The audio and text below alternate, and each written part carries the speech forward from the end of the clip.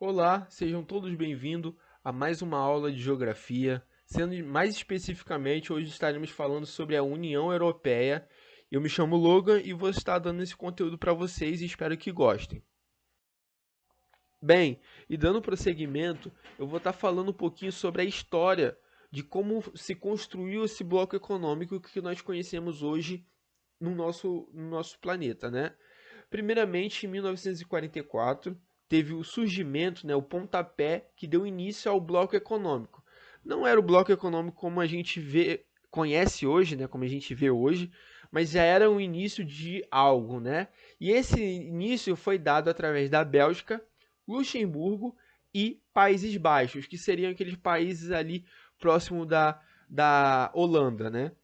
Em 1952, nós tivemos a expansão, né, desse bloco econômico, onde tivemos a entrada de três países novos, que seriam eles França, Itália e Alemanha, que eram países influentes da época e que mais para frente, né, se tornariam potências da União Europeia em si, né?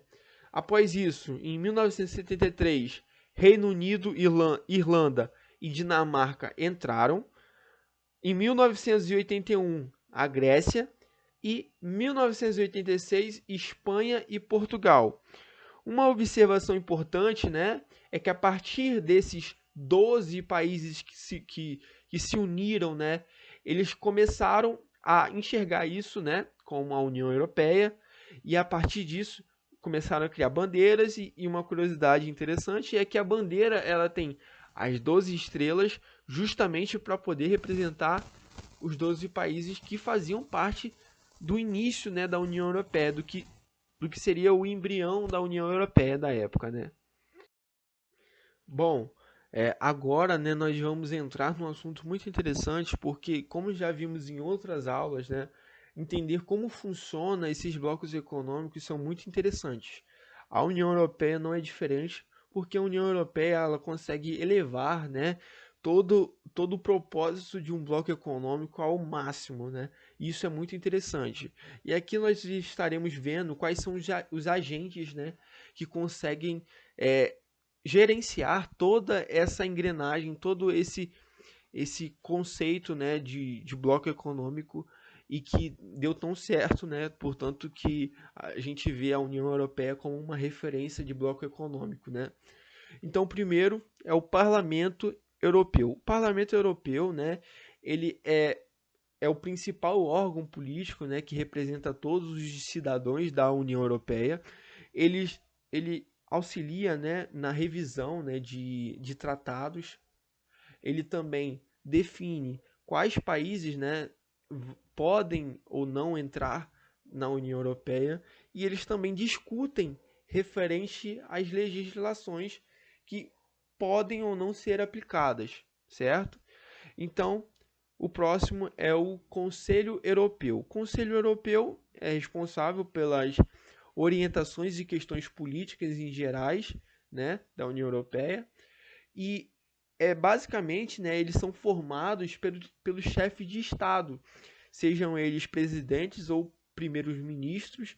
E, entretanto, né, eles não podem interferir de forma direta na legislação da União Europeia, beleza? Conselho da União Europeia é um dos órgãos, né, do Poder Executivo da União Europeia e reúne os ministros dos países membros. Então, esses daqui, né, são eles que tomam, fazem a tomada, né, de decisão a respeito das legislações e na coordenação política.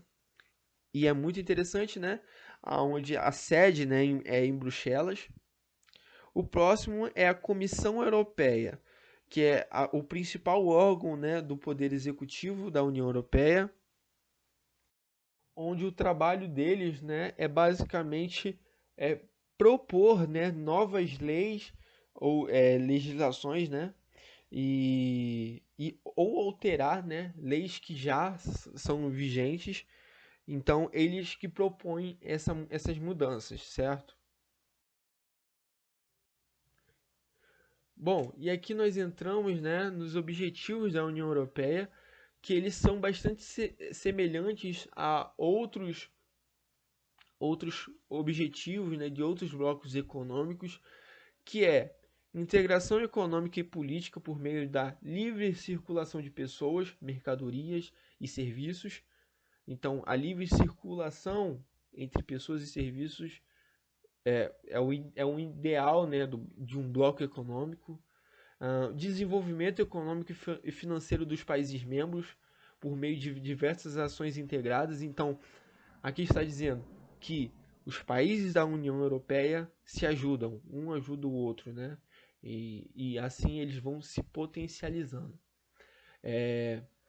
Manutenção da paz regional por meio da adoção de uma política de segurança comum, garantindo a proteção mútua.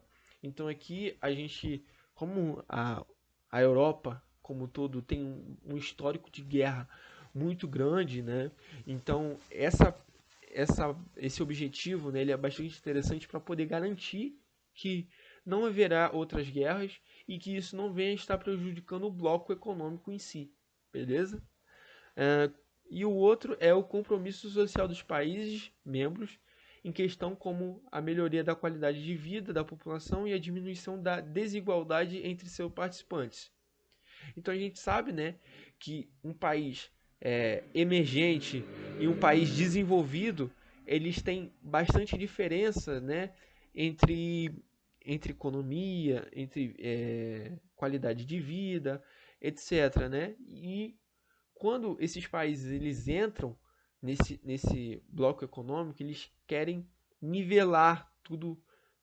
Mas é claro, né? Nivelar por cima, sempre da melhor forma possível, todos os países da melhor forma possível no seu máximo rendimento. Bem, aqui eu trouxe uma imagem, né, que vai ajudar bastante a gente a visualizar, né, como que se deu essa expansão, né, da, da União Europeia por todo o continente europeu. Não todo em si, né, mas a maioria do continente europeu faz parte, né, da União Europeia. E uma coisa que eu queria fazer uma observação, né, porque aqui a gente já falou um pouco sobre como se deu, né, isso aqui é só mesmo para a gente conseguir enxergar. A gente tem a gente tem um acordo, né, acordo de Schengen, perdão se minha pronúncia estiver errada, que seriam esses bonequinhos andando, né? E isso quer dizer a livre circulação das pessoas, né? Que moram na União Europeia, que moram na Europa, né? E aí a gente tem o eurozinho, né? O símbolozinho do euro, que seria a zona do euro, que é todos os países que adotaram a moeda, né? Do euro, né? Como sua moeda principal no país, beleza? Bem, aqui, né, nós entramos nas curiosidades, né, onde eu vou falar brevemente sobre umas curiosidades da União Europeia. Primeira delas, que em 2020 o Reino Unido deixou oficialmente a União Europeia através do Brexit, que foi um evento muito impactante para a União Europeia. Nós temos também a Alemanha se tornando a principal economia da União Europeia, além de ser o país mais populoso. Outro ponto também, outra curiosidade interessante é que a União Europeia ela possui 24 línguas oficiais. Então, a variedade, né, entre as línguas na União Europeia são muito vastas. E, por último, o seu PIB, né, que é o montante, né, de todos os países envolvidos, né, na União Europeia, é de 17 trilhões de dólares, que representa 19% do PIB mundial. Então é uma economia extremamente impactante no cenário mundial, beleza? Bom, pessoal, essa foi a videoaula de hoje. Espero que vocês tenham gostado. Essas foram as referências utilizadas para poder estar criando esse vídeo. Muito obrigado pela atenção de todos. Deixe o seu like e o comentário para qualquer dúvida. Valeu, até a próxima.